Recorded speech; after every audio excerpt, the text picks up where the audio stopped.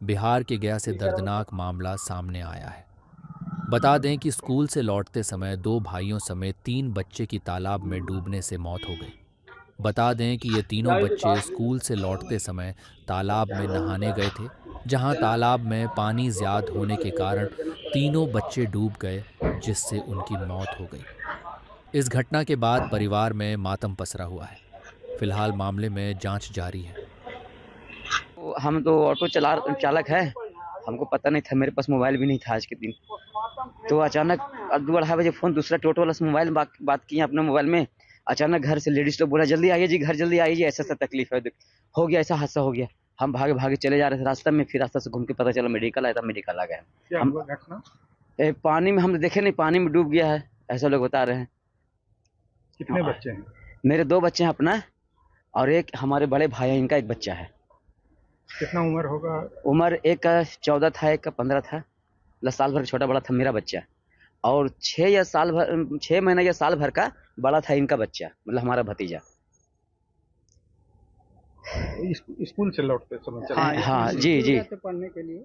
हाँ पढ़ने के लिए गया था। समय में लोग उसका घर में पता नहीं था? नहीं, घर पहुँचवे नहीं, ज्यादा पानी था क्या? बहुत ज्यादा, यानी मोर देन जी जी, लगभग 25 से 30 फीट गड्ढा है। हाँ गड्ढा तो बहुत है सर। अभी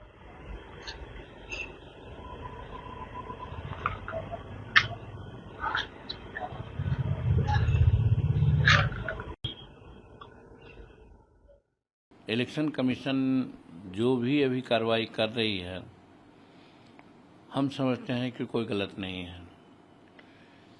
गंगा नदी पवित्र नदी होती है, चलती है वहाँ से, हरिद्वार से, बहुत शुद्ध है। लेकिन बनारस और गया पटना आते आते उसमें अनेक अशुद्धियाँ आ जाती है। उसी प्रकार से वोटर लिस्ट तो बनते रही है, बन रही है, बनेगी भी, लेकिन समय समय पर उसमें विसंगतियाँ जो आती है उसका देखना वर्तमान सरकार या इलेक्शन कमीशन का फर्ज होता है। क्योंकि हम बिहार के हैं और बिहार में दौरा करते हैं, खास करके सीमांचल जगहों में, वहाँ पर हम सिर्फ मतदाता सूची की ही बात नहीं करते हैं। वहाँ पर हमारी शिकायत रही है, हमने एडमिनिस्ट्रेशन को आगाह किया है कि बाहर के लोग आ करके बिहार सरकार की ज़मीन पर, जिस पर शेड्यूल कास्ट के लोग, महादलित के लोग रहते रहे हैं, उसको हटा करके बड़े बड़े प्लॉट को दूसरे लोग, बांग्लादेशी हों या और लोग हैं, कब्जा कर लिया है और वहाँ पर कैसल बना लिया है, फुलवारी बना लिया है। तो इस तरह से बाहर के लोग आकर के हमारे गरीबों को लोग सताए हैं, सता रहे हैं। तो राजनीति में भी वो प्रवेश कर गए हैं, गलत मतदाता सूची में अपना नाम इंगित करवा दिए हैं, और एक वैसे तबकों के लिए वो काम करते हैं जिनका बिहार के हित में बहुत इच्छा नहीं रहती है, शुभकामना नहीं होती है। तो वैसी परिस्थिति में इलेक्शन कमीशन ने सोच करके, हम लोगों की मांग होती भी रही है कि भाई मतदाता सूची में वही मतदाता रहें जो वाकई बिहार के या भारत के जैसे जेन्युइन मतदाता हों।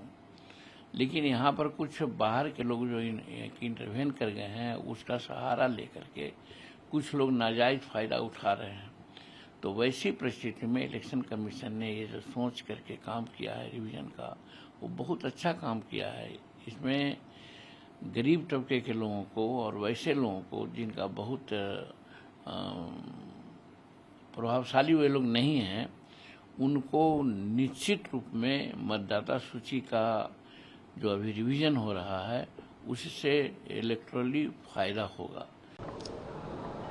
बिहार में जनता के मुद्दों को छोड़ दिया है बीजेपी ने।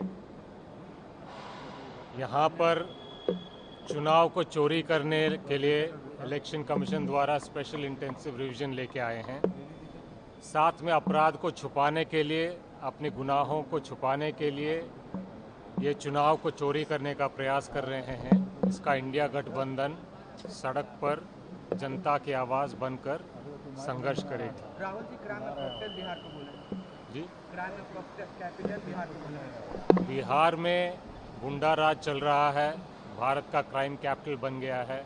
ये तब से हुआ है जब से नीतीश जी अस्वस्थ हुए हैं और बिहार की सरकार दिल्ली से बीजेपी चला रही है। धन्यवाद। ये वोटर लिस्ट में जिस तरीके से 35 लाख से अधिक नाम कटने का हो गया है, चुनाव आयोग ने इसको लिया। चुनाव आयोग जनता का चुनाव आयोग नहीं रहा, बीजेपी का चुनाव आयोग रह गया। खुली चुनौती देते हैं इंडिया गठबंधन की तरफ, ध्यान से इसको सुन लिया जाए।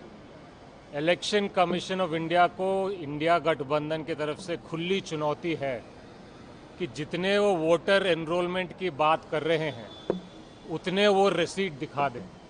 अगर दिखा दिया तो हम मान जाएंगे।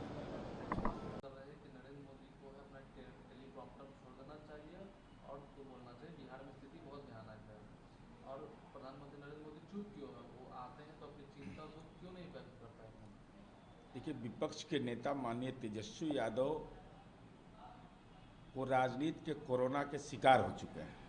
चूंकि कोरोना काल में ये लापता पाए गए, जब बिहार की जनता जूझ रही थी तो ये अज्ञातवास में चले गए थे। लोकसभा चुनाव में परिणाम आने के बाद हताशा में विधानसभा का सत्र में भाग नहीं लिया, पटना में रहते हुए अपनी उपस्थिति दर्ज नहीं की। तो ये राजनीति के कायर लोग हैं जो राजनीति की दुकान चलाने के लिए, जब माननीय सर्वोच्च न्यायालय में मामला विचारण हो रहा हो और अपराध के आंकड़े पर मैं चुनौती देता हूं तेजस्वी यादव, जहां मर्जी करे बहस कर लीजिए, अपने वार्ड अध्यक्ष को भी भेज दीजिए, कोई हमको परेशानी नहीं है। बिहार की जनता यह जानती है कि अपराध होगा तो वह गुंडा जेल की सलाखों में होगा, लेकिन उसको अगर कोई सम्मानित करेगा तो वह तेजस्वी यादव ही सम्मानित कर सकते हैं। ये पूरे बिहार की जनता जानती है। उद्धव ठाकरे शिवसेना का नेता, उन्होंने कहा कि लोकसभा चुनाव के बाद इंडिया गठबंधन में कोई बैठक नहीं हो और मैं चाहता हूं कि बैठक जल्द से जल्द बुलाई जाए क्योंकि बिहार का चुनाव भी बहुत करीब आ रहा है। अब इंडी गठबंधन के उद्धव ठाकरे जी को चिंता है बिहार चुनाव का, तो तेजस्वी यादव हैं, लालू परिवार है। राजनीति में बगैर दान के मुस्कुराते नहीं। झारखंड मुक्ति मोर्चा तो दम तोड़ दिया, अभी तक उसका कुछ फैसला नहीं हुआ। ओवैसी साहब राजनीतिक रूप से करा रहे हैं कि एक तरफा प्यार दिखा रहे हैं। तो अब मुंबई से चल करके आइएगा। अरे मुंबई लोग जाते थे जेपी गंगा पथ मैरीन ड्राइव देखने के लिए, अब तो हमने खुद बना दिया है। इसलिए बिहार की राजनीति में अब आप लोगों की भूमिका नहीं है। ऐसे इंडी गठबंधन का आंतरिक मामला है। बैठक किस बात के लिए करिएगा? बैठक होगा तो हिस्सेदारी मांगिएगा, हिस्सेदारी मिलना नहीं है, यह तो एकदम स्पष्ट है। वैसे उन्होंने कहा कि इलेक्शन कमीशन ऑफ इंडिया के पास अधिकार नहीं है नागरिकता निर्धारित करने के लिए, वैसा क्यों कर रहे हैं? ये क्यों नहीं कराया जाता है कि ये बैकडोर से एनआरसी? अब जनाब ओवैसी साहब, माननीय सर्वोच्च न्यायालय में मामला विचाराधीन है और नागरिकता कानून इस देश के अंदर बना हुआ है। आप किसको बरगला रहे हैं? जो हिंदुस्तान का नागरिक है उसकी कोई नागरिकता कैसे छीन लेगा? लेकिन महत्वपूर्ण सवाल यह है कि चुनाव आयोग अभी जो विशेष मतदाता गहन पुनरीक्षण अभियान चल रहा है, तो आपके जैसे लोग जिनको चिंता इस बात की, जो राजनीतिक रूप से आप दिखा रहे हैं, जब समय था या आप हैं उसमें पिटिशनर की नहीं, मैं नहीं जानता। आप आवेदक की भूमिका में भी हैं या नहीं है, मैं नहीं जानता। लेकिन चुनाव आयोग अपने दायित्व का निर्वहन कर रहा है। जो दिशा निर्देशों उसको स्पष्ट रूप से रेखांकित करना चाहिए। तेजस्वी यादव ने ट्वीट किए, कहा कि एसआईआर में लगातार गड़बड़ियां धांधली सामने आ रही है और नियम बदल है। विपक्ष और मतदाता जो सवाल उठाया गया था, चुनाव बिल्कुल बेपरवाह है, लापरवाह है और गड़बड़ी है, कोई उस पर उंगली नहीं उठाए और इस तरह के देश में अघोषित आपातकाल लागू है। एसआईआर एक ऐसा मसला है जिसमें माननीय सर्वोच्च न्यायालय में विचारण चल रहा हो। माननीय सर्वोच्च न्यायालय में पक्षकारों को अपनी बात कहना है। दुर्भाग्य है कि ट्विटर बबुआ भी इस मामले में राजनीति में अपनी भूमिका अदा करना चाहते हैं। साफ तौर पर यह दिखाई पड़ा कि चक्का जाम का आंदोलन किया, लेकिन नेताजी का चक्का चल रहा था। गाड़ी का चक्का इनका चल रहा था, ये राजनीति का फरेब।